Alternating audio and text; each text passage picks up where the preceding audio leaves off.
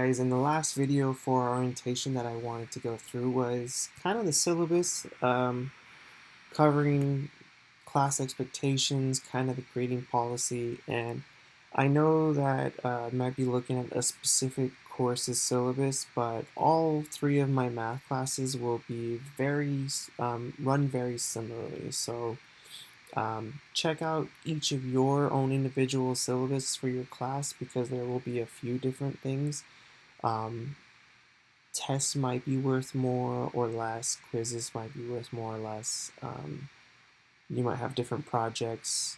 Notably, Algebra 2, we go the whole semester in Algebra 1A and 1B, we're on a quarter schedule. So I'm going to go ahead and just access the syllabus through the files, and just so you guys can get kind of familiar with navigating this.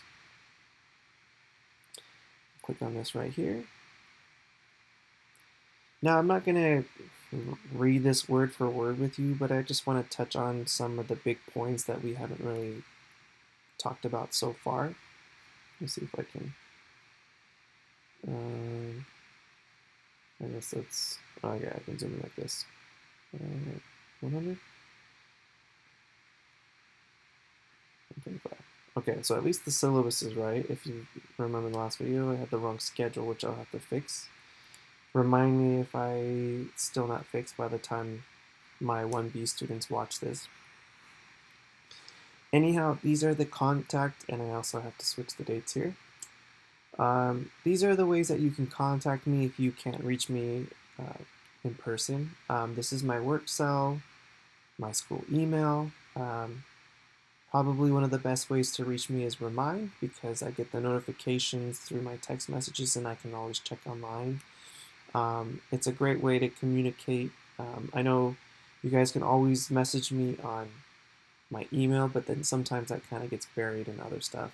You guys can also ask me questions on Microsoft Teams, but like I said, just be mindful that when you post into the conversation, it's something that everybody can see. Even if you tag a specific person so they get maybe a notification, everyone's able to see that. So just consider that. A little bit about the textbook information. We do have Algebra 1 textbooks in the room 304 / the testing lab. However, I think we only have 20 or so because we have to ship some back to some other schools. So if you would like a textbook, please come in as quick as you can to check one out. It's not a necessity because you can access the book through Big Ideas Math, or you can download it with Big Ideas Math.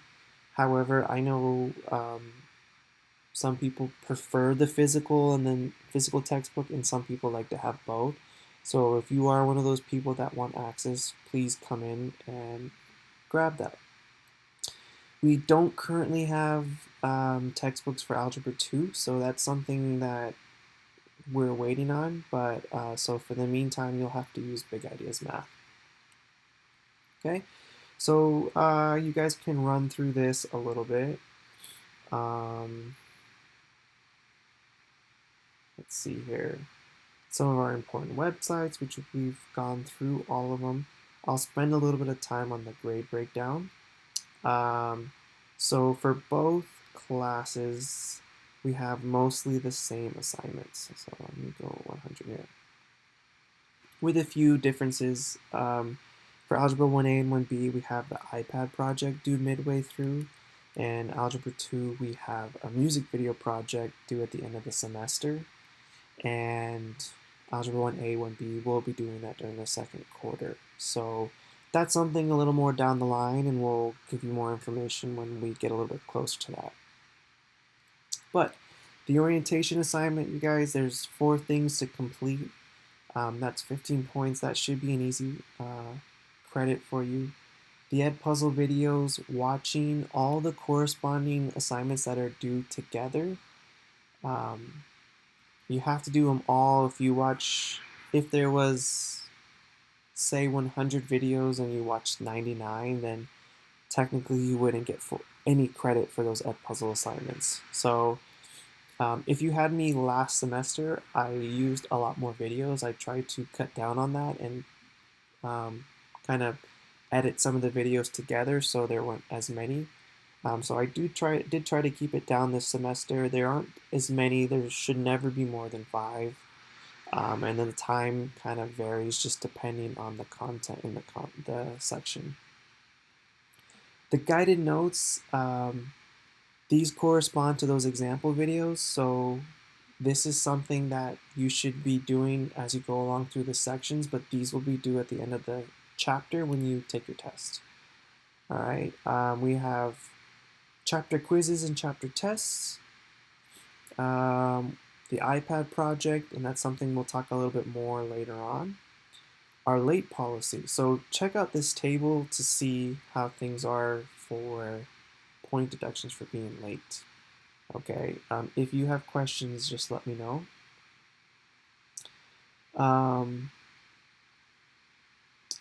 Chapter quizzes and test windows. The schedule, if you notice, there's always a 3-day school day window for quizzes, and there's a 4 to 5 day window usually for tests. So I'd like to have tests first day scheduled on a Monday so you have the whole week to take it, and I won't mark you down.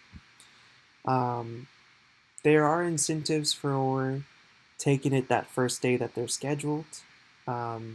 If you read down for the test corrections, as an incentive for staying on track or being on track at least by the point that chapter test comes, you'll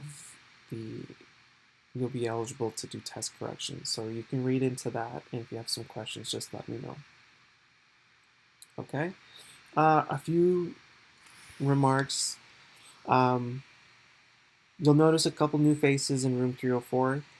The testing center is going to be taking up a section of our room. So Miss Southward, if you're familiar with her, she'll be in the room with us.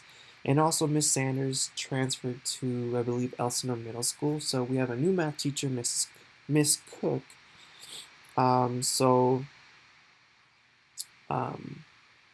You come in, you'll see them. If you need help from Miss Cook and I'm busy, you can always ask her for help too, and vice versa for her students. Let's see. And also, I'm not 100% sure just yet on the school instruction schedule.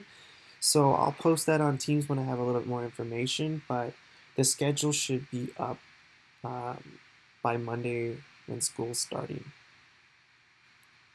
And also, this is very important. Doing this like online learning can be very tough, especially for math. So I really, really encourage you guys to stay on top of things, and ideally you should maybe be spending an hour and a half Monday through Friday, if not more. Some of you guys might be able to get away with less time. Some of you guys might have to spend hours more than other people.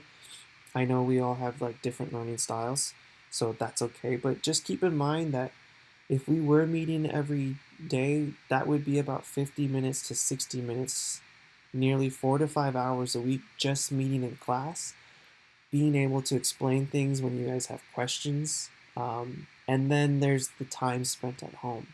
So there is a lot of time, and I think when you guys come to a school like this where it's doing everything online, you kind of lose that perspective, and we have to be really careful because it's very easy to fall behind, especially in math. All right, down here, after you've read through what's all, please sign and that you agree to the expectations.